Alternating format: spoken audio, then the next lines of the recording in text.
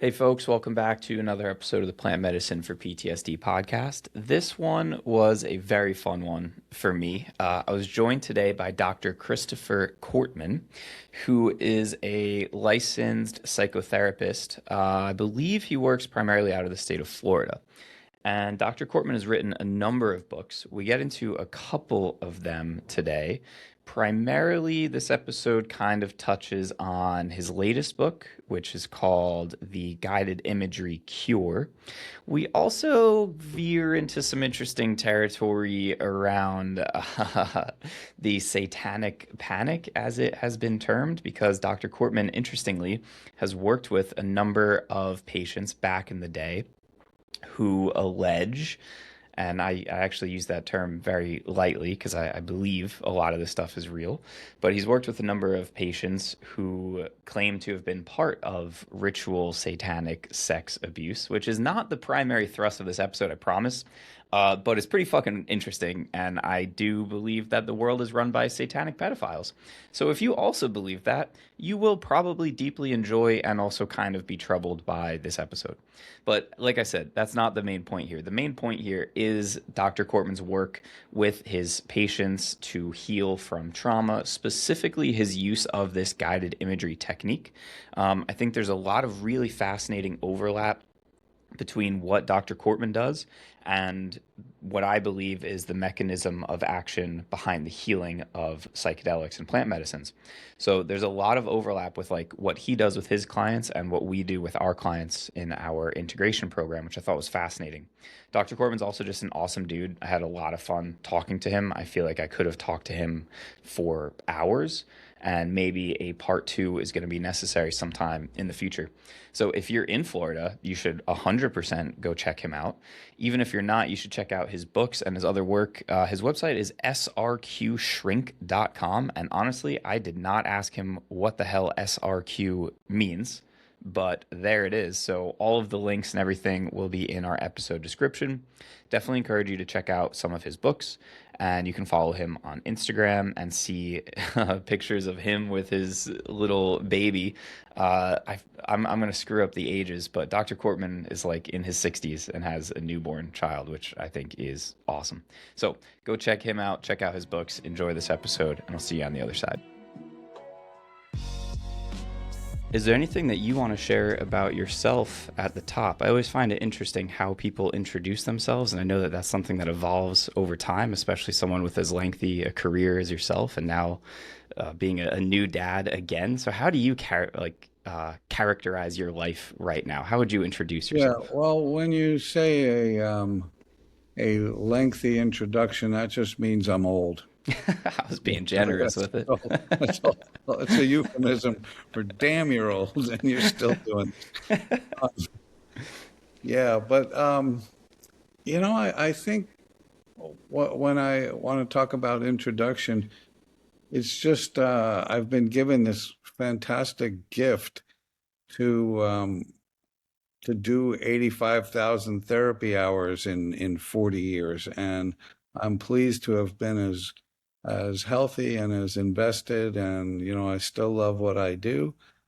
And now I feel like I have to live another 50 years because I have a baby. So I don't know if I'll ever retire. So I got to keep cranking. Well, as we discussed last time, you're doing pretty well on that front, getting a lot of steps in, taking care of yourself. It's interesting what you said too. Actually, you've been doing it this long and you still love what you do. I think that actually is somewhat rare. It's very, people nowadays like talk about burnout so much. What do you attribute that to? Why do you think that you love it so much and have continued to love it so much this whole time? Well, it's funny. I had a six-way bypass last Oh January. wow. It I shocked take me back what I said about your health, man. because I thought I was in fabulous shape, right? I'd walked 47 miles that week, lifted heavy weights three times, and they said you got 100% blockage in your Yeah, the widowmaker, Widowmaker, damn. right? So, but they said because of all the years of exercise, your heart has formed other tributaries. That's It's right, it's yeah. pumping out, and so all we really have to do is recircuit, do the recircuitry. Yep. And And so my heart this year was absolutely perfect. And he said, you don't need to be here for another year. And it was like, okay, but so I attribute so much of that to, they said you can't outrun your genetics. So this was the blockage was the genetics. Okay. Okay. But what I have done in the course of my career in my life is I've exercised almost every day, and I have a basic faith, and I have an understanding that I'm here to help people, and people are my thing. I don't have all these great mechanical skills. You know, if it's time to hang a picture on the wall, I got to call the guy. You know, but my skills are people, and they come in and they talk to me every hour of the day, and it's like I don't find that stressful. Mm. I find it like, this is it's invigorating for me. It actually it makes me well to have connections with people, and especially if they're actually getting better. And Yeah. that's the joy of doing this. It's seeing people change and grow. Yeah, I mean, you're describing kind of what attracted me to physical therapy in the first place, and then I found out that was a little bit misplaced, the things that I enjoyed about it.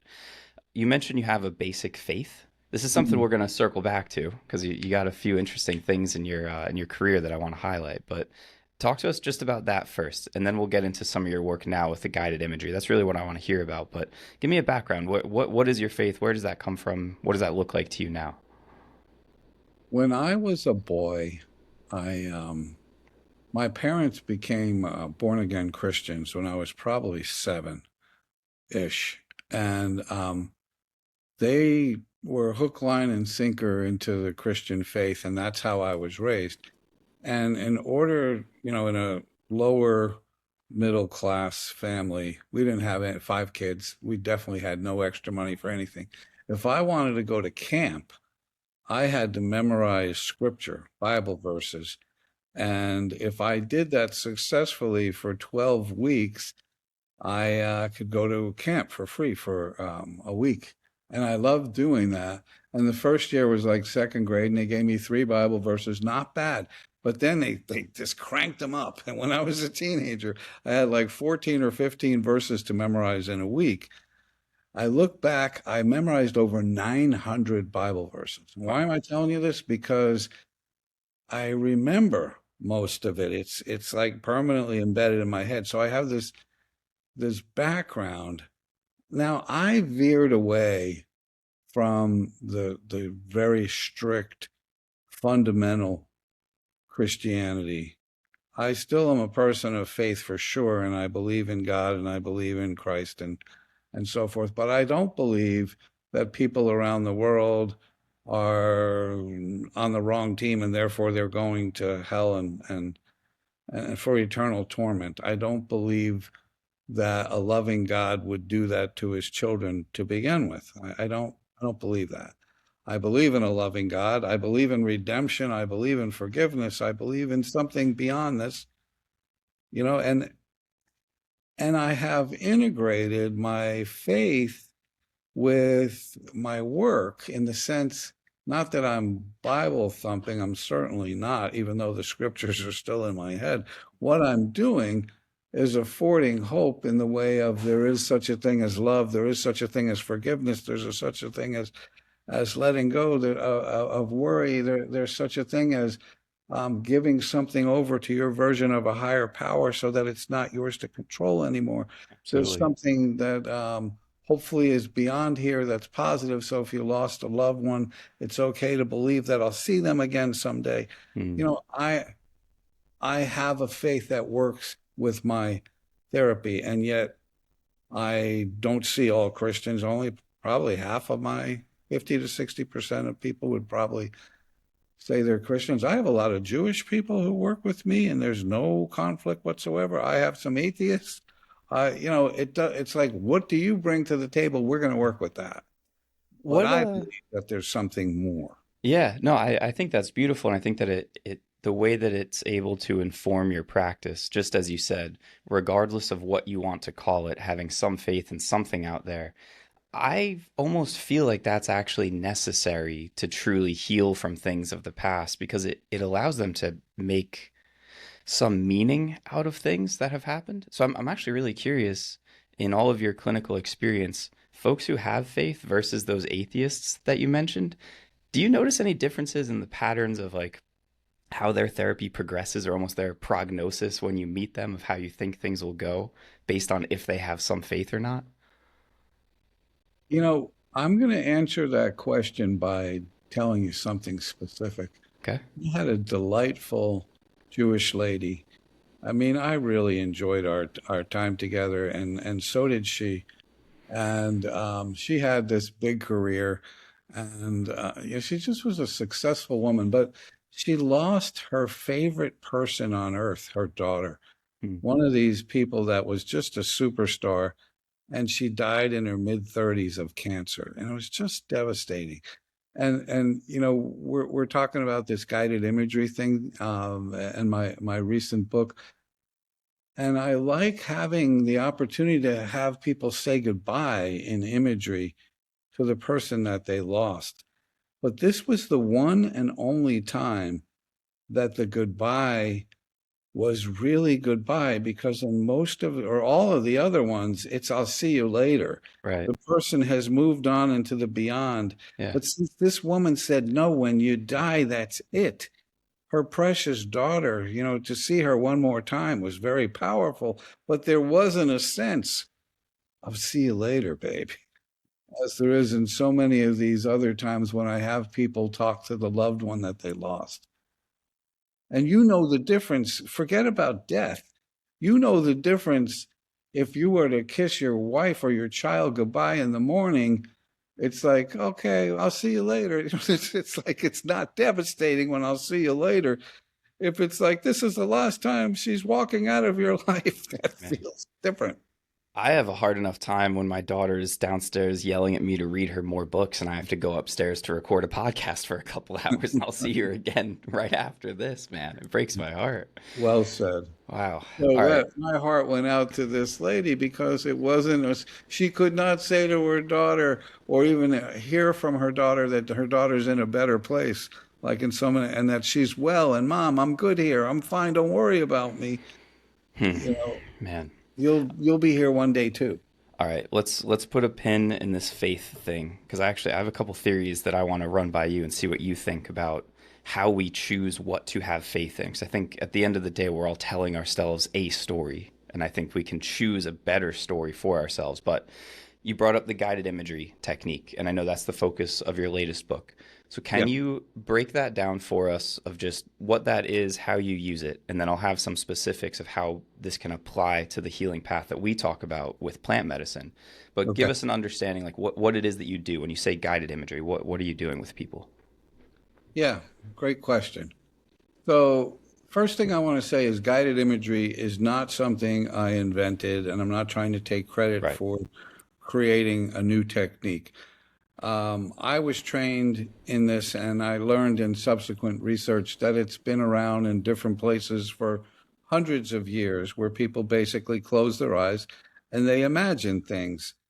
And what makes it guided is if somebody else is telling you where to go Sure. versus, and the power of it is much like our dreams. Because a dream, as you well know, is a movie that you wrote, directed, and starred in, probably. But it's not real, but it has an amazing impact on your nervous system. So much so that I don't know about you, but I have awoken from dreams before, and I was like, that was so real. That was so disturbing or so funny. And whatever it was, it impacted my nervous system. And sometimes I've had to ask myself, did that happen or did I dream it? Did I ask her that, or did she and I talk about that, or did I just dream it? My favorite story was a woman saying to her husband, I dreamt last night that you were flirting with my best friend right Of in course. front of me. And he goes, that never happened. And she goes, right in front of me. And he's looking at me like, what am I supposed to? It was so real to her that she was mad at him. She created that in her mind, but Oh yeah. it felt real. So with guided imagery, we are seeing and experiencing something that plays a trick on the nervous system in that it feels like it's real. And it's not like I'm trying to change reality. as much as I'm trying to help people put something in a better place. So I have many stories that are in the book and many other ones that didn't make it in the book. But I need to really illustrate this point by saying, let me share something with you so you know what I'm saying and what I do. So it's not like I'm trying to um, create a false narrative with people as much as I'm helping them accept what really did happen. Okay. So if you don't mind, I'll just Please. I'll start with one. Um, a young man, 23, 24 years old, comes in for depression. And I ask him about how long he's been depressed, and he says he's been depressed since his mother took her life. She died by suicide That would several do years it. ago. Yep. And this guy, a young man, was going to college at the time, and he had seen her on that day, and he knew she was suffering with her illness, but he did not expect her to take her life, and he felt guilty that he didn't know it had happened on the same day he saw her, and so on. And so the guided imagery plan, I asked him if he believed in a life after this, and he did, and he believed that his mother was in a better place. But that's about the extent of it. And I said, what if we had a chance to talk to your mom another time? And I will guide it. I'll help set it up. And, you can picture your mom wherever you think she might be. Or you can picture your mom in your living room or somewhere where you're comfortable talking to her. People have an option where you want to do this, So he meets with his mother, and I speak for her. And I always take the information that people give me to try to speak intelligently for the person. And I say, you'll hear this as if coming out of your mom's lips, not out of mine. Hmm. But I say things like he told me, which is, I was sick and I felt like I was a terrible drain on you and your father. Here you are in college, and instead of doing college boy things, you're coming home to be with me and make sure I'm okay. I just hated being such a burden, and I thought I would release you and your dad from this terrible, terrible burden. And what I realized is I ended up hurting you more, and I'm so sorry. If I had known then what I know now, I wouldn't have done this. I tried to do this to help you. Anyway, I said something to that effect. And he heard all of that, but he heard something else that I did not say, which was really great. He heard his mother say, I will always be the angel on your shoulder, which was a way of him creating something that gave him hope That's right. that mom is still going to be with me through the rest of the ride. Well, here's the cool thing. He came back the next week and said he felt differently. He felt better. He had hope. I didn't bring his mother back to life. I didn't do any kind of incredible miracle. But what happened in the guided imagery session is and I still see him occasionally, years later, 4 years later, whatever. He's good about his mom. She's still dead, but she's in a better place. And one of those better places is on his shoulder. Yeah, that's beautiful. So that's an example of using guided imagery for grief, unresolved grief. And I have a lot of those stories. And so you need to help me with where I need to tell one versus, explaining things. Yeah, I think I may have gotten myself in trouble telling you this would only be like an hour and 20 minutes because I have 77 follow-up questions from that. I will try to focus myself. So you shared something with me. You used the term unfinished business, that this is kind of what this process is all about, is finishing that unfinished business. I think maybe you mentioned somebody else, Fritz Perls. Maybe he coined that term or something like did that. mention Fritz Perls. I loved Fritz Perls' work. He was the father of the Gestalt theory of psychotherapy, and it's really all about Gestalt, meaning wholeness. I was going to say, I'm nodding as if that meant anything to me. Yeah. Like, yes, I've heard Well, that. I know that's a it's word. it's a German word, and I speak as much German as you do, probably. That's My it. my wife is Austrian, so I have Ah, excellent farmers like I market said, you German. speak a lot more German than I ever Can I will. sample your goat's cheese? That's about the extent of it. So I like this idea of the unfinished business. Without having read all about this, I think it makes a lot of sense of why people get stuck in the past. You know, I'm sure you're familiar with Dr. Gabor Mate. I think he's done a lot of good work around this stuff. And one of the things he says is that people don't get traumatized because of what happened to them. They get traumatized because they're alone with that hurt and they don't really have tools to process it or to make sense of it or to move on from it. And they kind of get Right. stuck in that place. So I think what I'm hearing is you offer people a way to find closure and sort of maybe too simplistic to file these things away where they belong so that they can move past it and kind of make new sense of what happened. You have so heard me, and you used the word I have not yet used today, but it's all about the closure. Okay. Because while we're not bringing people back to life, we're putting them somewhere Right. where they're. Let me tell one more story now, if you Go ahead. don't mind, along the Absolutely. same lines. So, 31-year-old woman comes into my office, and she was physician referred because she's depressed. And I asked her about how long have you been depressed? She said, not about how long. I'll tell you exactly the day I became depressed. I was 19 years old.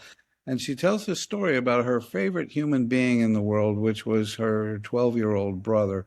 And they went to Walmart together and they were shopping, and he disappeared, and she got really anxious, like, oh my God, if he ever got lost on my watch, I don't know what I would do.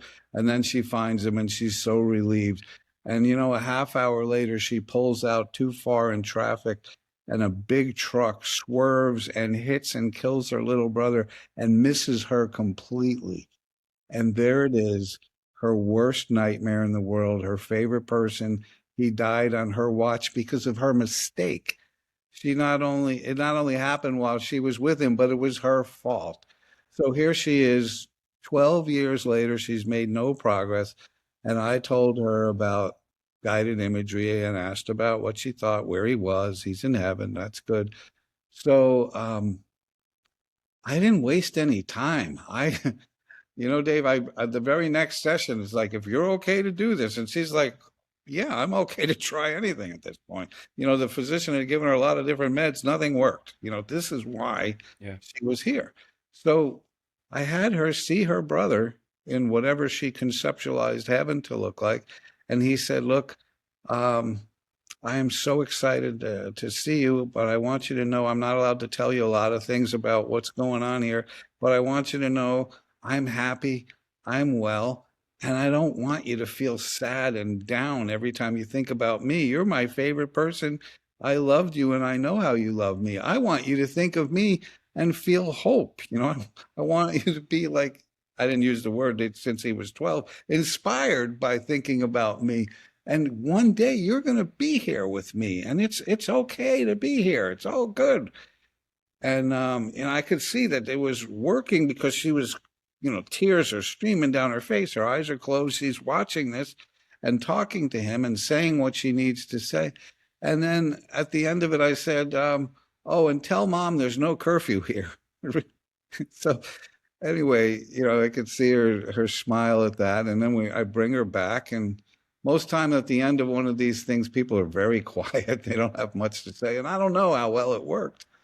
So the next week she comes in and she says, Dr. Cortman, I can't get that to a bad place if I try. When I think of my brother now, I think of him in heaven. I think of him well. I think of him happy. And it's like I can get on with my life now. One day we'll be together again. So all the facts were the same. What changed was her perception. Instead of like, I ruined my brother's life, my brother's well, he's okay. I need to live, my time, his time was up. My time isn't up yet. I got more stuff to do. I better get going. And the last thing she said, Dave, is, can my mother come in and do this? Because this was her son, you know? I think that's exactly right, man. Like we see this all the time, veterans or cops with survivor's guilt. It's like, well, your buddy that died, would he want to see you drinking yourself to death too, or would he want to see you just crushing it in life and having a family and having fun and like honoring his memory in that way? Exactly right. Honoring him. You don't honor me by Yeah. by destroying yourself Yeah. and others around you.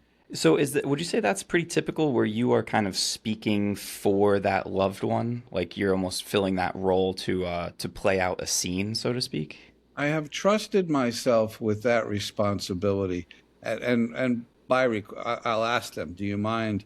I will speak for your person, but you need to hear it coming from them. And Hmm. if you need to translate it or add a Southern accent or whatever your grandpa would have done, do what you need to." And only one time, and again, I've been at this literally for 40 years. Only one time did that not work, where a woman completely opened her eyes and said, "My father would never speak like that." But I knew she didn't want this to She work. wasn't bought into it. Yeah. Yeah, she wanted to hold on to her perception. She didn't want to forgive her father. She didn't. Oh yeah. I mean, we see that too, right? You can lead a horse to a guided imagery session, but you can't make it change its mind. So That's true. when you're doing this, where do you draw that from? You know, because as I'm hearing this, this is like we're straying into like medium territory or like channeling people. Is that what you think you're doing, or you're No, just kind of yeah? How do you no, conceptualize I this? don't think I'm channeling anybody. Okay, What I'm doing is I role heard, playing. yeah, I heard what they said about this person. Okay, And I'm taking this person and projecting them into the next realm, including with the ability to say, as I've done so many times, I didn't know what I was doing then like I understand it now, and I would have done it differently if I had the time. Now I can only say I'm sorry. I did this recently with a woman who's her parents. She's 82 now, just to put this into perspective, and a Jewish American family, and they were ready for their two sons to become doctors, but she wasn't allowed to go to college because she was just a girl, and girls don't deserve that same level of education. At least that's what they believed back I then, mean and we're so both doctors. We understand that they can't handle that kind of they school. can't. They're only females. That's right. Now the calls are going to come in. But one of the things we did was an imagery where I got to speak for her mother and said, "I did to you what was done to me." And this was my understanding of, I understand now the world has progressed, and I kind of wish I had a chance to grow up in this world where I could do so many more things. And I'm so sorry for the way I held you down.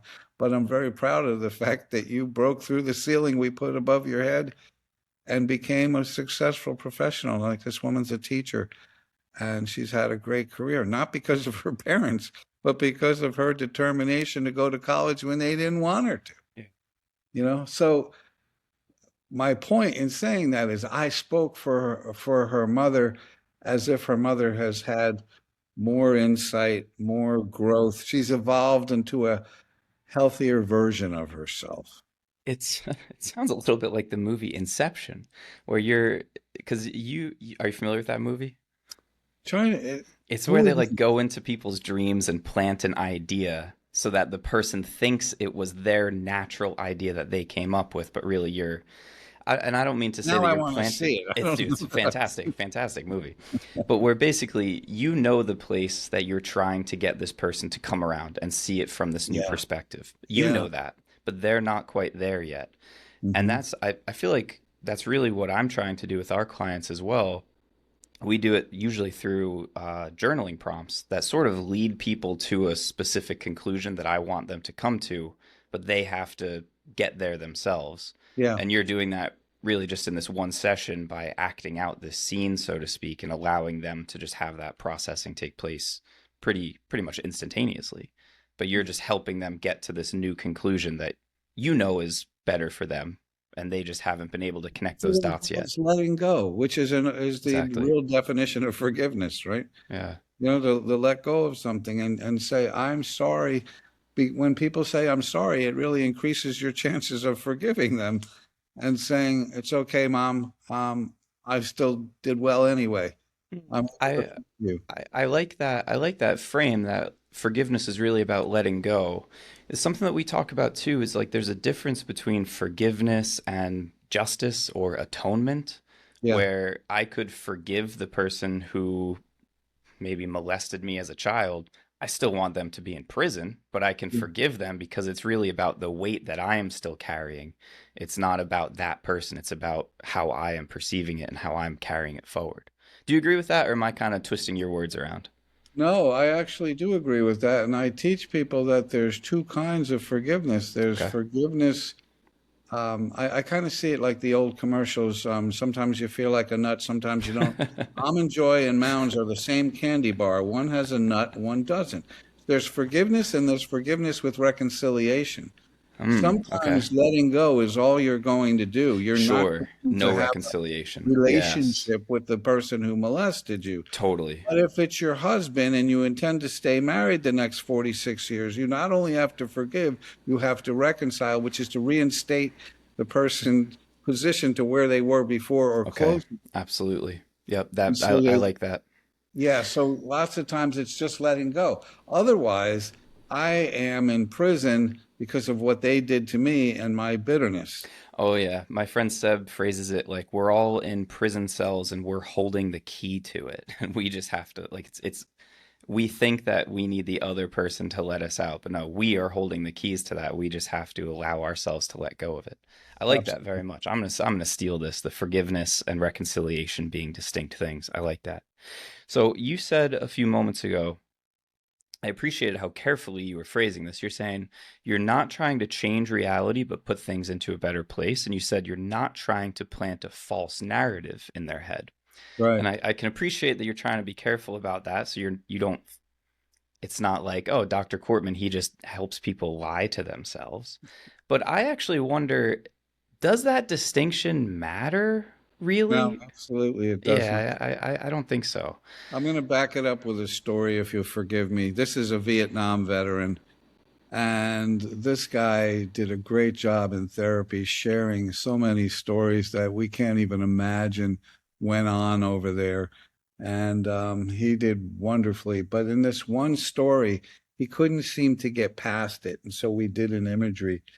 And the story involved him doing literally nothing but being there with a couple of other people in a helicopter came by and make a long story short, it set on fire. It just burst into flames with four guys he knew, and he helplessly watched them die inside this helicopter. And it was helpless and horrific.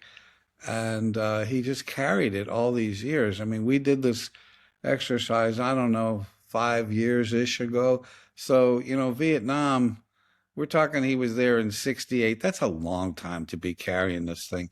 Yep. And so, what I do in cases like that is I want them to watch it on the big screen and I want them to do something that helps them finish it.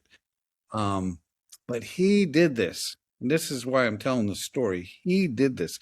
What he did was after the helicopter was destroyed like that, he saw this incredible jet come by, and the jet started taking off near him, and he could see the pilot and the co-pilot were angels, and they both saluted him. And in the back were the four guys. These angels swept down, put him on, and he could describe the plane in detail. These are the military Sure. Yeah. guys. Yeah. And that didn't really, I'm pretty sure that didn't really happen. But he created that in the imagery and sent those guys off to a better place, and they're good. There are no Man, more nightmares about that. And that's I didn't incredible. do that. I just gave him the opportunity to create. So there's your false narrative Well, yeah, I right mean, there. we spoke before about, dreams or something vividly imagined. Our brains really can't tell the difference between that and reality. That's why you can practice free throws in your mind and you get better at free throws in real life. We've studied this. Right. So saying that you're not changing reality, you actually are. That is that guy's reality. That's how it's constituted in his mind. We know that memories are bullshit, man. Like memories are not a reflection of reality whatsoever. Yeah, they're our version of what we experienced at the. Yeah. And Yeah. that's I'm wondering, maybe what do you make of like that one woman you said where it didn't work because she wasn't on board with it, right? Where she was like, Yeah. that's not how my dad would speak. What do you think is going on with somebody like that? Do you think that you could have done more prep work to bring her around? Do you think that something like this wouldn't have ever worked because she didn't want it to work? Do you think there is Yeah. something else that could have cracked that nut, so to speak? Well, you're asking questions as if you were an intelligent supervisor of mine who said, "What went wrong there? Let's learn from that." And I like that. I like that because I don't have that in private practice. Somebody would go, "Hey, mister, your guided imagery didn't work that time. What happened?" I like that. And I think she really wanted to hold on to her victimization. Oh yeah. And like, I wasn't going to take that away from her by making her dad apologize. It's like, no, he wouldn't have done that. He sucked, and my life has been ruined by him, and don't try to change that. Yeah. That's what I think happened. Yeah, I Could that agree. have ever improved if, she stayed with therapy? I don't know, because she was the kind of person who wanted to keep me in her life as a safe outlet, but she didn't really want to change anything. Yeah, man. We've got I know some people like that too. I'll The, bet where you. I was going with that question, not trying to be here a critical supervisor, but as I'm hearing you say all this, I'm trying to justify my freaking career here because I'm like, well, if people can do all this in one session of guided imagery, do they need plant medicine ever? And your story of the Vietnam veteran. So this painting of this jaguar here behind me is done by a gentleman named Damian Robertson. He was a Canadian veteran who was in the largest train crash in European history. He was in Crimea, I think, deployed. He was on leave, on vacation, and he gets in this train accident. And he's pulling people out and stepping over bodies, and it was just horribly traumatic for him. And he carried anger for decades at all these other people who were not helping because he was trying to help everyone and they were just trying to clamber over him and escape. And it wasn't until an ayahuasca ceremony where he basically watched a movie of that happening and the medicine, the ayahuasca spirit said to him, imagine how scared all those people were. You are someone special. You were there trying to help. They were just doing all that they knew how to do. Like, don't Yeah. be angry at them. You're a hero. You are the only person there trying to help. Yep. And just like the Vietnam veteran that you shared, it completely changed how he viewed that. And, 26 years of pent up rage was just completely erased in this one evening of ayahuasca. And I'm wondering, could he have saved a lot of money and just flown to your clinic instead of flying to Peru with us, man? That's hilarious. I But don't know. but what you're demonstrating there is that time is not the healer. No, that People time say heals all wounds thing is bullshit, dude. I'm glad you said it. What time does is pass. Yeah, What we do with the yeah, time determines whether we heal it. totally, And totally. he did all that healing in one shot by having that insight wherever it came from to to help him to reconceptualize the whole thing and emerge from it thinking, I was blessed to be the guy who could make a difference. I don't. Those other people were frozen in terror. Exactly. That's sad for them, but I was blessed to be able to help in any way that I did, and I would do it all over again. And I'm going to put that in a good place. It's Yeah, fantastic, yeah, and that's healing. And that wasn't because time went by. It was because he had a chance to reconceptualize and to yeah, feel not at that all. I don't need to keep this old way of thinking. Yeah, and for him, it's so cool because he's literally a world famous tattoo artist, and all of his work up until he started healing, it was all skulls and weapons and like demons, like the demon masks, and now it's like Buddha heads and jaguars and all this beautiful stuff. Uh, That's great. That's a but great story. one thing that we really preach though with plant medicine is that this one experience, it really is not going to magically fix you. We use this analogy of it's like having a sick goldfish in a dirty tank. And so you can take it out and take it to the vet and give it some antibiotics, and that's great. But then if you put it back into its dirty tank, it's going to get sick again. And we really emphasize the integration work and doing everything that you need to do to clean up your life and change your relationships and enforce boundaries and all these things on the other side of that. Is that something that you emphasize too? Do you find that that actually makes a difference? If people don't do other work, they kind of go back to the same way? Or maybe the intervention you give is enough for them to naturally make all those changes on the other side of it too, because it changes who they are. So, how do you conceptualize all that? Yeah, great question. And I like your goldfish thing. And one of the reasons I like it is I learned early on in my life that great teachers use parables and metaphors all the time. And, I can't tell you how many times I just say, wait, this is a new thought. I'm going to tell you a story right now. I've Yeah, never yeah, yeah, told this because I'm just creating it now. yeah. But an example of that would be when I would see a child and working with the child on feeling better and processing the divorce, and the parents are still fighting Mm, and doing terrible things, and I got to send the kid home to that situation, yeah, and I say to them, well, let's just say I'm a pulmonologist, right? And your kid kid comes in with some lung issues, and we do some procedures and clear it all up, and then we send him back to a smoky house.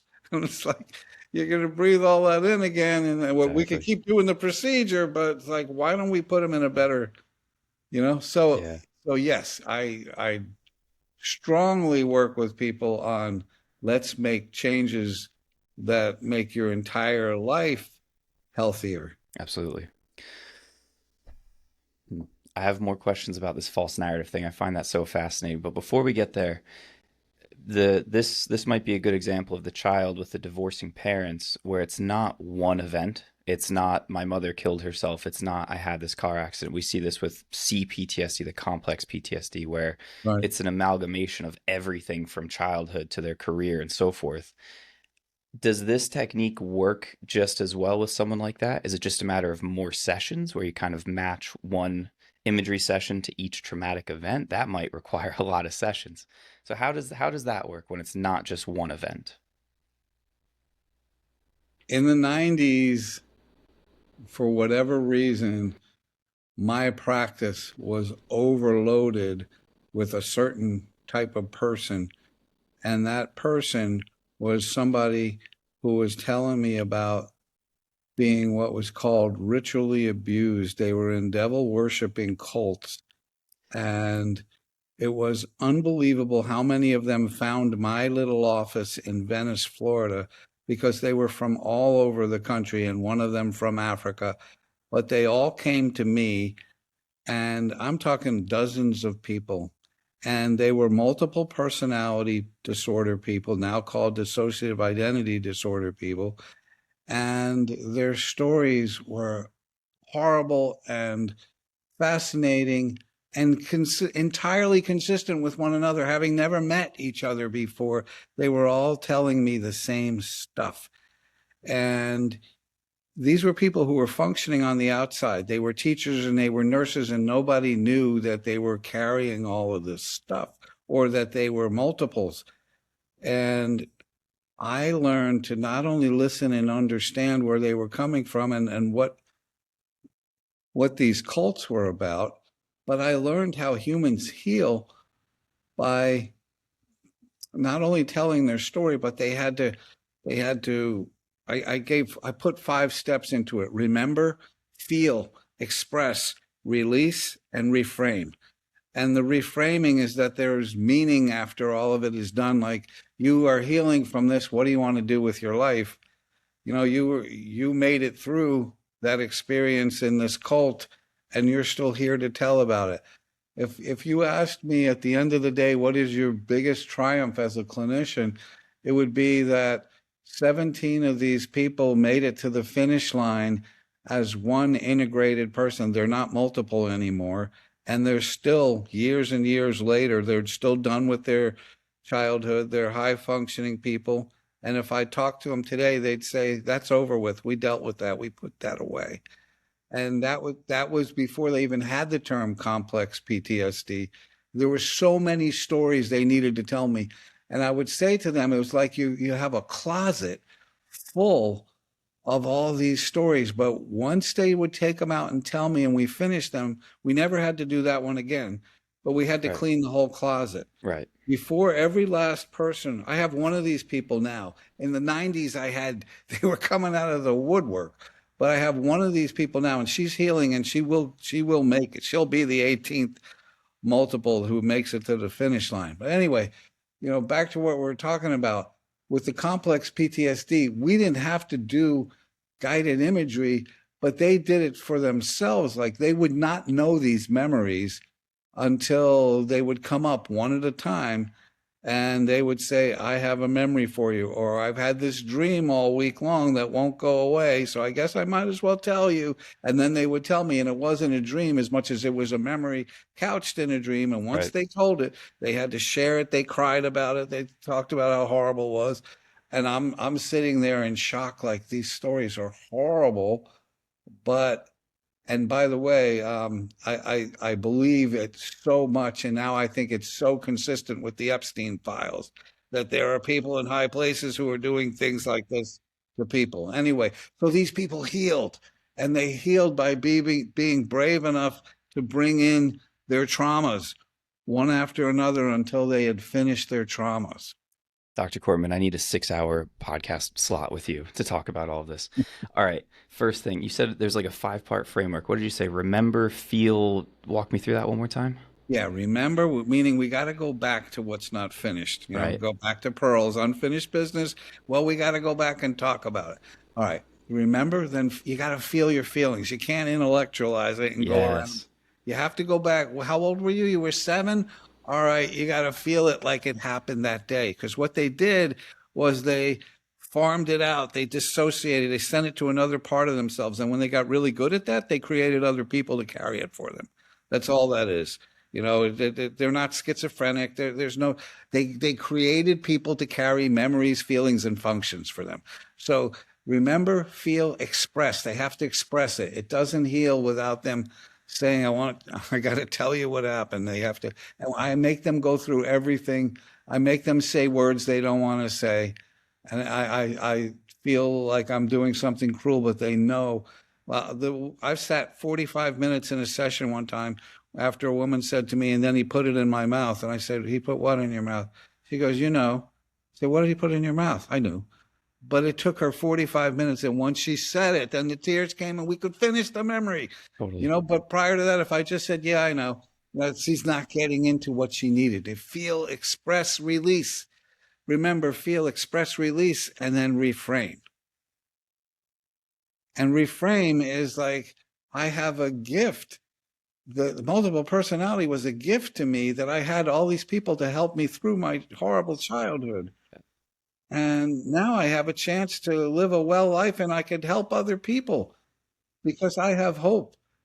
And some of these people have great stories that if someone says, I've had a hard life, it's like, sit down, I'm going to tell you my life. And then whatever the other person's story is like, yeah, mine wasn't so bad after all. I love that it ends in the reframing. It's exactly what we talk about with cultivating gratitude for everything that's happened to you. Where I'm not stoked that I got abused as a child, but I've come around to a place where I love myself so much right now that I can accept if that's part of what made me who I am, then I almost have to love that thing too. It's like if A equals B and B equals C, then I have to love that also and be grateful for that also. I like it, man. One of the funnier movies I've ever seen was a movie with Billy Crystal called City Slickers. Okay. Uh-huh. And if you haven't seen it, it's worth your time. But No, I've never seen this. I'll cut to the chase where these guys go out to a dude ranch for a week and they show them sitting on horseback and riding for miles. And they're going, rolling, rolling, rolling. Boy, my ass is swollen. It's just, anyway, they reach a place where they're trying to think of things to talk about. So they go, all right, worst day of your life, best day of your life. So one guy goes, he does the worst day of his life. He says, my father used to hit my mother. It was terrible. And I was a boy and I was so scared and upset. And one day he hit my mother and I couldn't take it. And I ran in the middle and I said to him, you get out of here. And my father left. And that was the worst day of my life. And they just sat in silence for a second. And they quickly go, best day. And he goes, same day. Yeah. Same day. Yep, Because absolutely. without that day, without that day, he wouldn't have been the guy he was today. So it probably sounds slightly cheesy in our program, in our community. We have Win Wednesday every week where people share two wins and one challenge. So two things that are going well, one thing that's kind of that's a sticking point. Over the course of the 6 months, I love to see how the challenges from the initial weeks become the wins in the later weeks because they come around to that place of reframing things just like that. Because Beautiful. they bravely faced them and worked through them, and now Precisely. they're the things they're most proud of. Exactly. Yeah, yeah. All I like right. that. Why did you see so many of these cases in the 90s? So for people, I mean, I'm sure you know more than I do, but for people unaware, this was a thing. They called it the Satanic Panic. And as we discussed, I think that label was applied to delegitimize a lot of it. What do you think was going on there? Why was there this explosion? Because some people would say that folks just like yourself and these practices planted false memories I that were know, and that to me was just so absurd because it's amazing how I didn't plant these to anybody else since then or before then. You know, right. they had this thing called the False Memory Society, and there was a man who was writing about all of that, and he said, "I want to show you who's on the board." And 90 something percent of the people on the board were also part of this NAMBLA thing, Oh, my North God, dude. American Man Boy Love. In other words, the people who wanted to legalize sex Yeah. with minors. So those folks were on the board of this false memory Yeah, society that was like trying you're to going to prove make that this these were go false away. memories. Yeah, Yeah, you're going to yeah. make this go away. And Jesus they did a Christ, great dude. job doing that. They're not making Epstein go away, but they did a great job of silencing people and making it, turning it on the therapist. It's like, I didn't know anything about this stuff, and my patients didn't either. They didn't read all these books, and there weren't many books. There's like a couple of books at the time that were talking about this. And I have written one since, and I just recently had it published. It's called Praying for the Darkness, and it's a true story. I just changed the identity of a couple of characters for, for protection. But everything I write in the story really happened, and it was crazy stuff.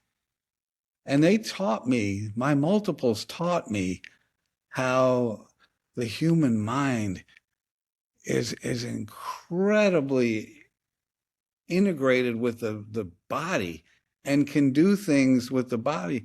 I mean, I'll tell you a story. It was so fascinating. We start the book with this woman who was like 5'2", 100 pounds. And she calls me on a Wednesday. I'd seen her on Tuesday. And she said, Chris, did you notice if I was fat yesterday? It's like, yeah, I must have missed that. She goes, well, I want you to know that I'm fat today. I feel like I look like I'm 7 months pregnant. I said, you look like it or you feel like it? She goes, no, I look like it. And this was back in the 90s. I said, well, you know, take some pictures. I want to see this. And, we have a session coming up on Friday. She didn't wait till Friday. She came down wearing one of those pregnant tent dresses. She showed me Polaroids that she took where she blocked her eyes. Oh, I don't know what that good that would do, but she blocked her eyes out, and her belly was way distended. It's like 7 months pregnant. Like what? You weren't that way yesterday. What? So Friday, I sat her in the chair and said, somebody knows what's going on here. I don't. So whoever knows, and somebody comes out. One of the altars goes out and goes, yeah, I'll tell you what happened. And long story short, she walks me through how she was impregnated by the cult at age 11, and she was like delivering it in my office. I'm like, this is so crazy, and I'm not an OB-GYN. And like, if there was a baby coming out, it's like, I might as well have been a Didn't go to plumber. school I for don't know this. what to do. So, but there was no baby, but the story was there. And she walked me through what happened. This baby was born with the umbilical cord wrapped around its neck, and it was dead, and horrible story. But what we did afterwards is that I want you to name the baby, and I want you to write a goodbye to the baby and hand the baby over to God. She was a person who had faith. And then it was done. Her tummy returned to normal. Next time I saw her, everything. and the memories, and it was one thing after another like that, like that. The memories were stored and then came out in the body. Bet How you have does a that happen? I don't know how that happens. you probably have a hard time talking to normal people about this, man, because you tell most folks that and they're like, you're fucking crazy. And I'm hearing that having sat with my wife when she was on mushrooms on her birthday one time and experienced a string of like past lives where Mm. she had a miscarriage or a stillbirth or something like that and went through Well, like birthing these children while on mushrooms, like one life after another. So you're telling me that, and I'm like, yeah, of course. Naturally, that's how this works. it's what Yeah. Do you think what do you make of the multiple what's the current terminology? The multiple personality disorder, is that like the appropriate term? No, it's dissociative identity. Dissociative identity. Because I'm wondering, is that almost like on a spectrum of normal? And folks who are at that point where they actually qualify for that diagnosis are so far on that spectrum. But I'm thinking like a lot of us do have ways that we dissociate. That's, I think, what a lot of addictions are. They're ways that we numb ourselves and kind of solve this pain in a less than productive way. But I think anyone who's addicted to scrolling or addicted to porn, things like that, that is a way of dissociating from the pain that we have. So maybe they just haven't gone so far that it's completely split into another person. But does that make sense to you, or am I like way off in associating these two things? You know, not to sound like a kiss up, but your questions reflect a deeper understanding of this stuff than one would be capable of on the periphery. I I mean, appreciate that. I But just I just read, I have to do continuing education, to keep my license, and I just read a month or so ago, like the most recent stuff on trauma. And I'm so pleased that there's an acceptance of this dissociative identity disorder. And back to your point, dissociation is exactly on a spectrum yeah. like that. I love the use of spectrums because, like, if you said I'm not feeling well today and I gave you some kind of a depressive test, somebody might say he's not clinically depressed. Yeah, but maybe he's a 27 on a 1 to 100. He's not zero. He's not Mm-hmm. 100. Yeah, there are worse people, but he's, like Yep. on the spectrum, but Yep. Yep. not talking about autism. So I way might over be on that here, spectrum too. it's a different spectrum. But over here is driving down the road and you put yourself in a type of a hypnosis because you're not going one white line, one white line, one white line. You're driving and you're not there on the road. You're somewhere, Right. Yeah. you might Yeah. be in sixth grade at that point, or you Yeah. might be or you might be on stage with Pink Floyd. You are not where you are. You have dissociated. Mm. And that's way over here on that same spectrum of dissociation. Well, on the other end is not only DID, but the kind of DID where one person doesn't know about the others.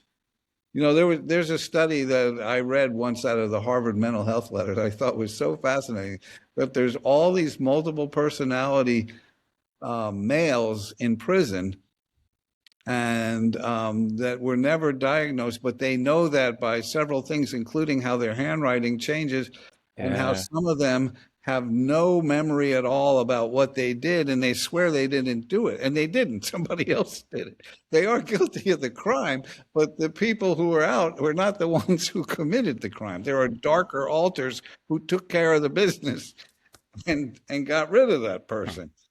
But anyway, so part of that is people not even knowing. They're not, co-conscious of one another. And therefore, one of the symptoms is that you lose time. That's right. Yep. You have Yep. no idea how those hours passed. One of my patients was humiliated by her DID. She was not proud of it. And she found herself 3 hours later sitting on the floor of a Toys R Us. And like, this is a woman in her 60s. She was not proud to be playing with toys on the floor, but she wasn't out. Yeah. One of the child alters was out playing, having a great time. She never went back to Toys R Us, not for her grandkids or anybody, because that was humiliating. Yeah, I mean the loss of time thing, that's exactly what I was thinking with the highway hypnosis, I think is the term for it, where Yeah, yeah. next thing you know, you're like 30 miles down the road and you're like, what just happened there? Like I have no recollection of this. Yeah, it's concerning, man. I had a Vietnam vet wake up in another state, and I mean that literally and figuratively. He was in Pennsylvania. It's like he didn't know how he got there, but Jeez. he was also in another altar because he learned to change people when the combat was bad enough. All right, I have a couple other topics I kind of want to explore. But before that, I'll give you a chance. Is there anything that we haven't touched on that you think is important for people to understand, maybe about your practice, about the guided imagery, just in general, something you wish people heard more? The most important ingredient in overcoming depression is hope. And the biggest ticket to a clinical depression is hopelessness. When people lose their hope, they sink like a rock in water. And sometimes they do better immediately just coming in because somebody has heard them and they have hope. They feel so much better because they have hope where they didn't have hope before. And if they have somebody saying, this is totally treatable, you're not crazy, you're not alone, but you Yep. need to tell me everything that happened. Right. I want you to empty your duffel bag and we will finish whatever it was that happened to you. There's only so much stuff that happened. You survived it. Now we need to heal it. I want Yeah. people to always know that when it comes to traumas, whatever they've been through. And that's why this population, meaning the multiples and the combat veterans, I had a contract with the VA to treat their Vietnam vets when I first got started in the clinic I was in, which was such a gift to me because they taught me so much about PTSD and how people stay stuck and also how they heal. And healing always requires the courage to go back to the unfinished business. That's what I want people to understand. They don't have to do imagery. They don't have to do any one thing. What they have to do is to make peace with what happened and integrate that into their lives. Not everybody uses this technique or needs to, but what they do need to do is make peace with everything that's happened to them. Yeah, well, for one thing, I love what you're sharing about hope. I completely agree. There's a book I read that really impacted me called Coyote Medicine. It was written by Hmm. this gentleman who's half Native American, half white, I suppose, and he was a Stanford trained physician and then got disillusioned with the healthcare system and went and trained under like Navajo and Lakota healers. So he has this dual perspective. And that's what he says is that the healer's job is to maintain complete faith that their patient will get better and hold that faith until the patient comes to believe that themselves. And so I I do like that. think I sometimes agree. all that somebody needs is someone else to feel that they're not broken, they're not too broken to heal, and to instill that hope in them. So I love that that's your take home from all this. I have a guy, I don't even remember how he ended up with me, but he had two children and he lost them both. One of them in a stupid gun accident when the boy Mm. was 14 and the father Oof. wasn't even home. He was out of town. And it was literally like putting the gun away kind of thing, shot him through the neck. And it just, you hear terrible things and when you work in trauma. But because he's been able to do the fantastic work to talk about all of this and he keeps on healing, he said, I have to tell you what happened to me this week. This is the first week since my son died 34 years ago that I want to live. I have not wanted to live since he died. I want to live again. Beautiful. That's just a beautiful, beautiful message. This guy's done so well. He's one of these people that I'm going to really have a hard time graduating because I don't want, you know, I hate the fact that when people do really well, they leave me. Oh yeah, It's like, man. oh, We great. This is my thanks.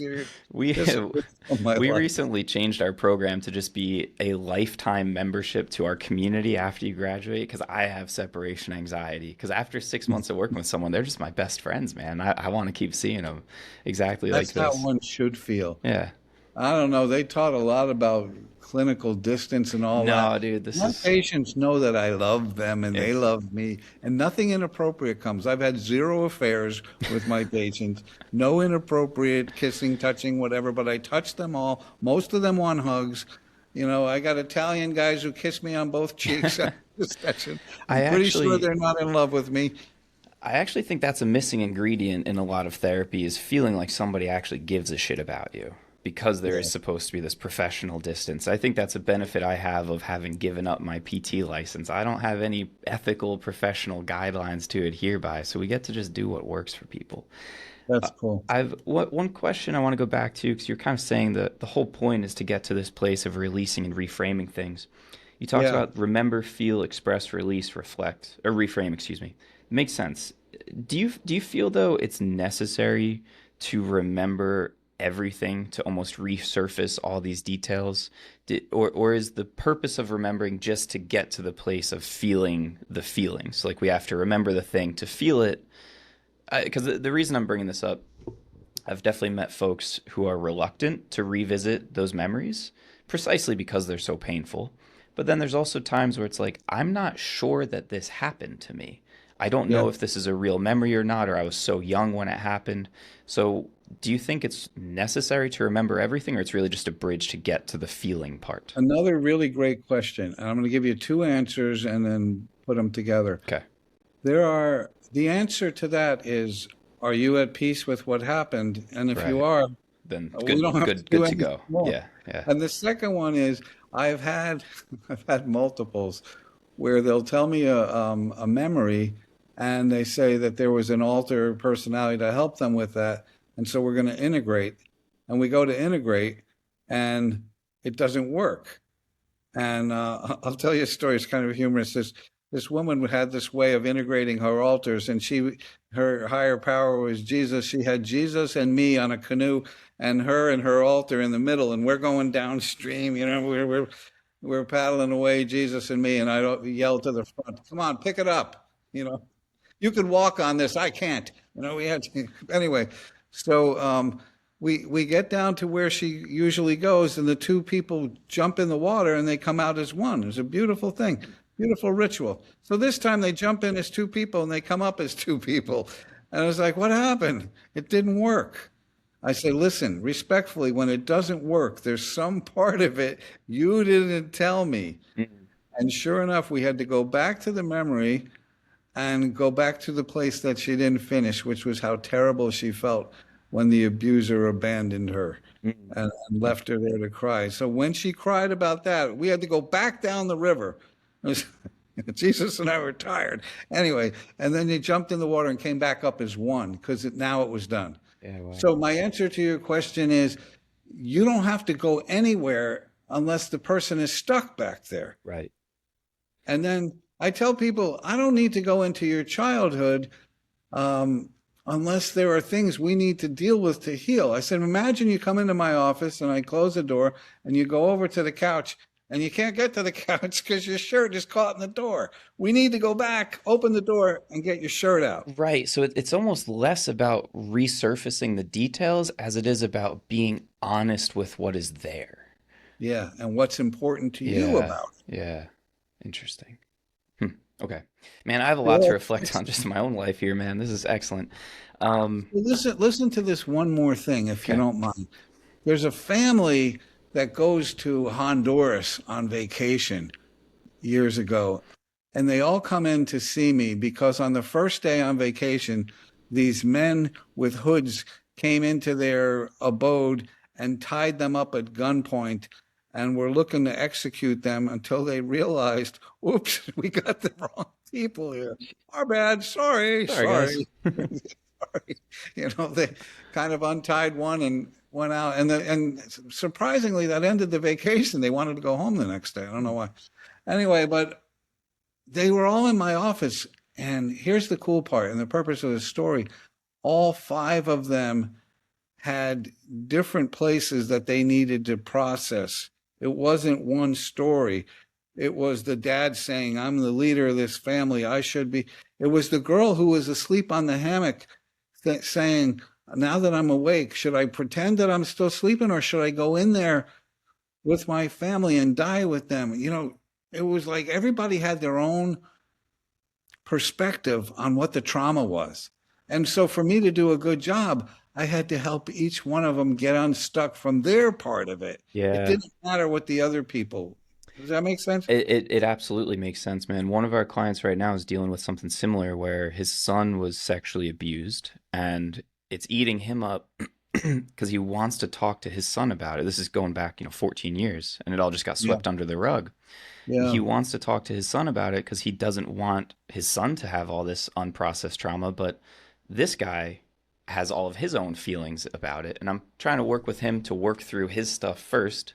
So when he goes to see his son about it and talk about it, he's not putting anything else on his son that is his own unprocessed shit. Does that make Hmm. sense? So like just be there Yeah. for your son. Don't Perfect. your feelings of failing as a protector shouldn't enter your son's equation at all cuz now you're going to make him feel even worse because he's thinking he did this to you as well. Right. So He yeah, not only his life is screwed up, but he screwed up his dad's life. exactly. All right, I have like so many questions and I'm going to pick and choose here. So this is zero transition here. Are you familiar with the split brain experiments that came out of epileptic patients back in the day?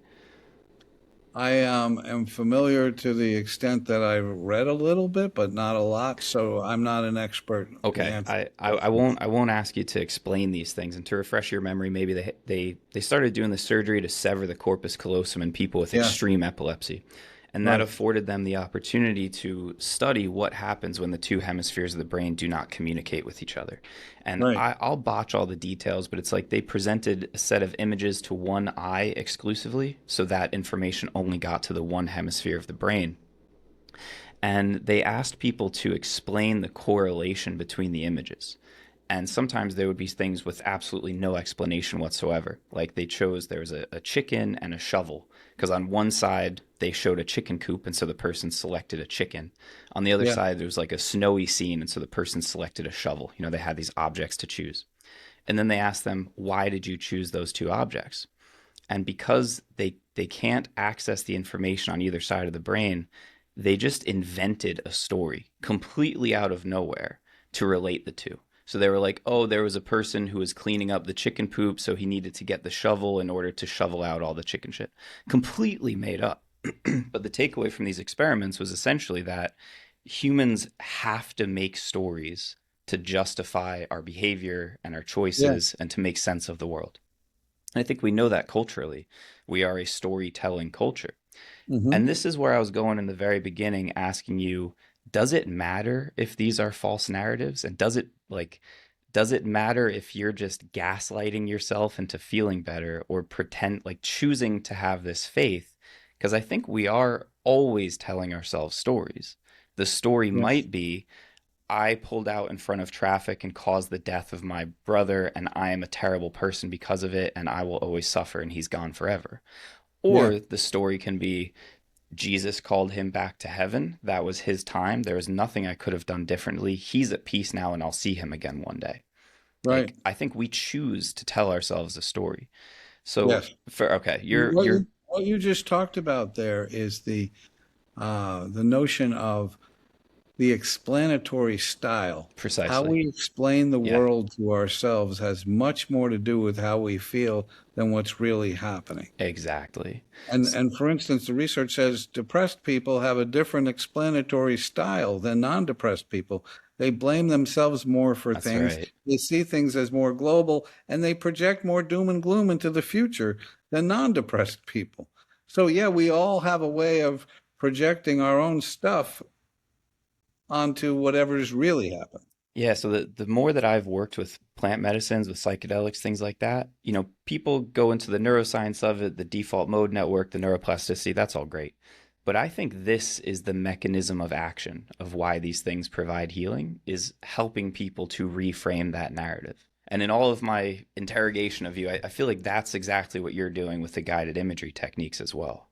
I think you're right. I think it's a chance to reframe something and put it in a place that affords somebody closure and therefore peace. Well stated, man. All right, last thing I want to get your thoughts on. So I did a podcast a little while back. It's yet to be released. I don't know if it ever will be. I did it precisely because I absolutely hated what this person was doing.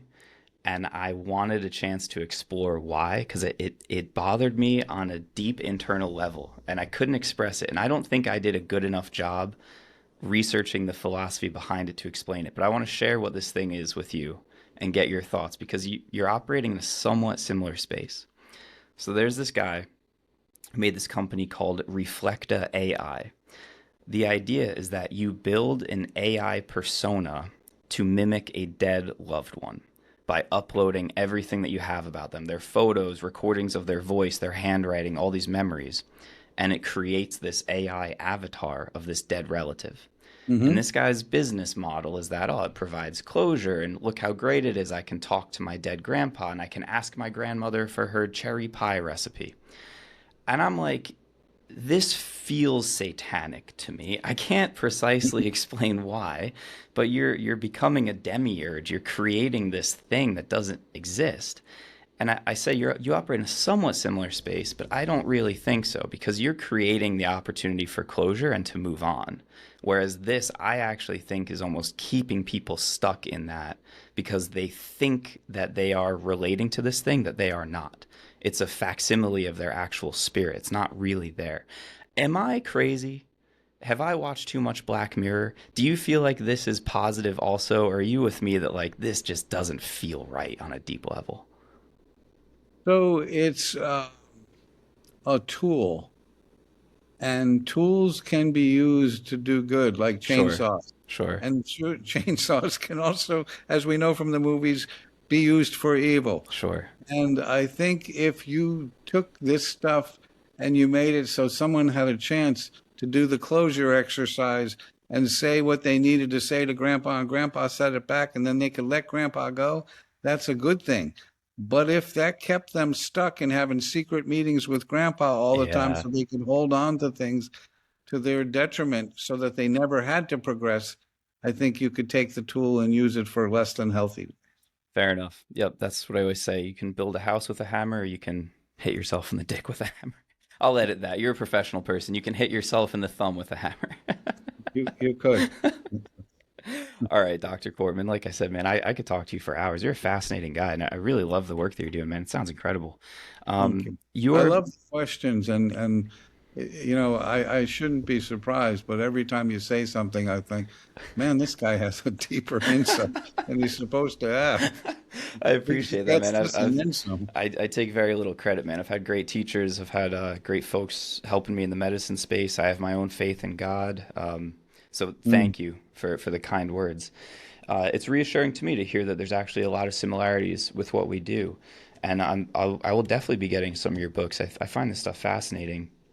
Do you exclusively work with folks in person? You're based in Florida, is that right? I'm in Florida, and now it's probably 65% is telehealth, and the Okay. other 35% are coming to my house, where Okay. back in the day it was 100% at the office. And so, yeah, you mentioned the suit before. I got it a month ago and never wore it, so I'm gonna put it on today and do some videos. Fantastic, man. I joke, I own five shirts and I wear the same two of them on podcasts because this is my buddy's brand and I like to represent it. Awesome. So if we can, I'll ask you for all the links and everything. I'll put them in our episode description. I'm a big supporter of what you do. Thank I you. get a lot of inbound emails of people wanting to come on this podcast, and most of them seem like bullshit. And I'm very happy to have you here to discuss this. And I would feel Thanks. great sending Thank people you. your way to get some of this treatment for I themselves. So, appreciate that. What we now have that we never had before is the ability, it's called Psych Pack, where I can treat people legally in like 44 of the 50 that's states. right. Yeah. And that was not the case before. You had to be in the same state to work with them, and you had to be in person. And we can do this. And, this is effective. The research says it's like 97% or something as effective as the real deal. Yeah. Awesome. So, yes, I'm treating people in Ohio and Arizona and Michigan and Georgia. And the reason is because I can and because they called. Any hope for Canadians? We have a lot of Canadian listeners. They can I, get the I book. I treat Canadians, but most of the time they're Canadians who spend some of the year here and Yeah. I mean, Thursday at one is Canadian half the time, but she's also in Florida the other half. Oh, But that's not her multiple personality. One of them's Canadian. I'm going to ask her. You guys know of each other? You know of the Florida part of you? Was I saying sorry a lot in our session the other day? All right, Dr. Cortman, I'll let you go, man. Thank you so much for your time. I really appreciate it. I had a great time speaking with I you. had a great time. If you invite me back, the answer is yes. Beautiful. Thank you So, very much, sir. Take I care. really had a nice time. So thank you for everything Absolutely. and have a great day. All right, guys, that's it for this episode. Hopefully, you enjoyed some of Dr. Cortman's stories. Maybe you got a little inspiration from hearing some of these tales of healing, which is always my hope. I would definitely encourage you to check out his books if you want to really just be depressed about the world. You can go investigate more about the Epstein files and the Dutroux affair. There's a podcast called the Martyr Made podcast with a gentleman named Daryl Cooper that does deep dives on all this stuff. So yeah, if you want to just ruin your day, go listen to all of that. If you want to feel better about your life, though, continue listening to the Plant Medicine for PTSD podcast. Check out Dr. Cortman. If you're interested in the stuff that we talked about here, if you're in Florida, you can go schedule a visit with Dr. Cortman. Or if you want to learn more about our work with all of the plant medicine stuff, you can check out our website, becominghome.org. Shoot us a message on Instagram at becoming.om, or send us a smoke signal and we'll figure it out. So thank you for listening. God bless you. Be safe. Until next time.